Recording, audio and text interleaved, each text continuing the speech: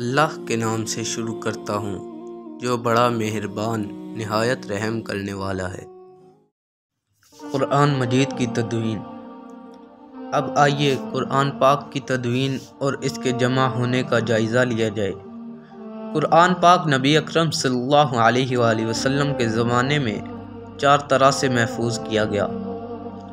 ایک صورت تو یہ تھی کہ نبی اکرم صلی اللہ علیہ وآلہ وسلم پر جب وحی آتی تو اس وقت آپ صلی اللہ علیہ وآلہ وسلم بعض صحابہ کرام رضی اللہ تعالیٰ عنہ کو بلاتے اور خود ان کو لکھوا دیا کرتے تھے۔ ان صحابہ رضی اللہ تعالیٰ عنہ کو کاتبین وحی کہتے ہیں۔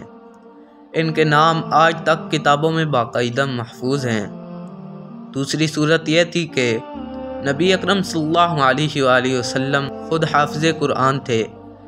جب رمضان المبارک آتا تو آپ صلی اللہ علیہ وآلہ وسلم جبرائیل علیہ السلام کے ساتھ بیٹھ کر دور کیا کرتے تھے۔ تیسری صورت یہ تھی کہ کئی ہزار صحابہ رضی اللہ تعالیٰ عنہ ایسے بھی تھے جنہیں شروع سے آخر تک قرآن پاک یاد ہو گیا تھا۔